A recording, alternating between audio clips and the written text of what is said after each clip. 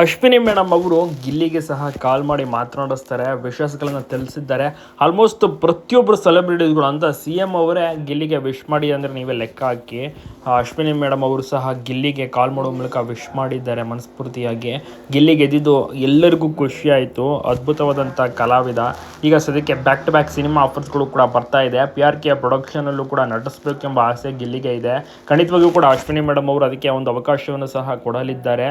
ಅದೊಂದು super good news ಅಂತಲೇ ಹೇಳ್ಬೋದು. ಒಂದು ಡಬಲ್ ಧಮಾಕ ಗಿಲ್ಲಿಗೆ ಆಫರ್ ಮೇಲೆ ಆಫರ್ಗಳು ಕೂಡ ಸಿಗ್ತಾ ಇದೆ. ಸೊ ಇದೇ ರೀತಿ ಕಂಪ್ಲೀಟಾಗಿ ಗಿಲ್ಲಿ ಮುಂದುವರಿತಾ ಇದ್ದರೆ ಅವರಿಗೆ ಇನ್ನಷ್ಟು ಅಧಿಕ ಆಫರ್ಗಳು ಕೂಡ ಸಿಗ್ತಾ ಹೋಗುತ್ತೆ. ಗಿಲ್ಲಿ ಕಂಪ್ಲೀಟ್ ಬಿಸಿ ಈವೆಂಟ್ಸ್ ಫಂಕ್ಷನ್ಗಳಲ್ಲಿ ಅಂತೆಲ್ಲ ಓಡಾಡ್ತಾ ಇದ್ದಾರೆ. ಅಪ್ಪು ಅವರ ಸ್ಮಾರಕಕ್ಕೆ ಹೋಗಿ ನಮಸ್ಕಾರ ಮಾಡ್ಕೊಬಂದರು. ಅನೇಕರ ಒಂದು ಸ್ಮಾರಕಕ್ಕೆ ಹೋಗಿ ಬಂದರು.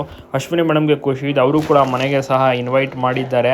ಮನೆಗೂ ಸಹ ಎಂಟ್ರಿ ಕೊಡಲಿದ್ದಾರೆ. ಯಾಕೆಂದರೆ ಅಷ್ಟು ಒಂದು ಅದ್ಭುತವಾದಂಥ ಕಲಾವಿದ. ಮತ್ತು ಎಲ್ಲರೂ ಕೂಡ ಗಿಲ್ಲಿಗೆ ಸನ್ಮಾನ ಮಾಡ್ತಿದ್ದಾರೆ. ಎಲ್ಲರೂ ಕೂಡ ಗೆಸ್ಟಾಗಿ ಗಿಲ್ಲಿನ ಕರೆಸ್ಕೋತಾ ಇದ್ದಾರೆ. ಹಲವಾರು ಪ್ರೋಗ್ರಾಮ್ಗಳಲ್ಲಿ ಗಿಲ್ಲಿ ಕೂಡ ಹೋಗಿ ಭಾಗಿಯಾಗ್ತಾ ಇದ್ದಾರೆ.